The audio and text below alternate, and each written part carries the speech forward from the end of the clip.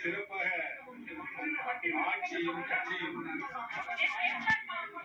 வழிநடத்தி திராவிட முன்னேற்ற கழகத்தில் வழிநடத்திக் கொண்டிருக்கின்ற மாண்புமிகு முதலமைச்சர் தளபதி அவருடைய தலைமையை ஏற்று நான் இன்றைக்கு மகிழ்ச்சியோடு திராவிட முன்னேற்ற கழகத்தில் இணைந்திருக்கிறேன் என்பதை மகிழ்ச்சியோடு தெரிவித்துள்ளேன்.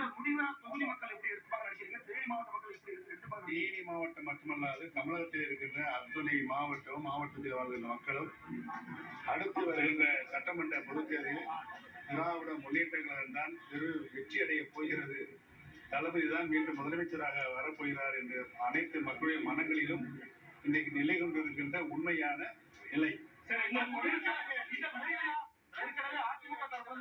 திமுக விமர்சனம் பண்றாங்க. இப்போ நிறுவனம் குற்றச்சாட்டு வைக்கிறாங்க.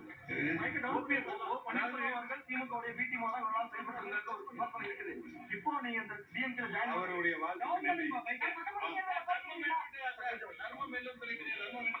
இன்றைக்குதான் நான் என்னைய திராவிட முன்னேற்ற கழகத்தில் இணைந்திருப்பது தர்மம் என்று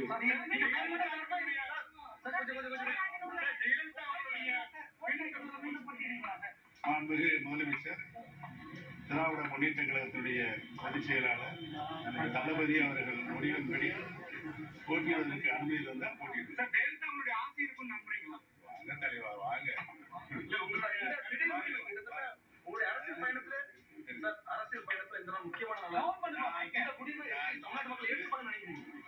மாண்புமிகு அம்மா அவர்கள் மறைகின்ற வரைக்கும்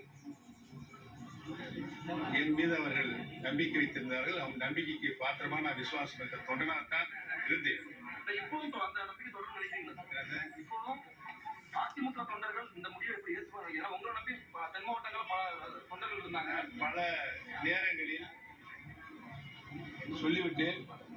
இன்னைக்கு அகம்பாவும் ஆணவமும் சர்வாதிகாரமும் அதிமுகவை வழிநடத்துகிற நிலை ஏற்பட்டிருக்கிறது. தமிழக மக்கள் மட்டுமல்லாது அனைத்து இந்திய அண்ணா முன்னேற்ற கழகத்தின் தொண்டர்கள் அனைவரும் வெறுப்போடு பொறுப்பில் இருக்கின்ற பழனிசாமி அவர்களை கூர்ந்து கவனித்துக் கொண்டிருக்கிறார்.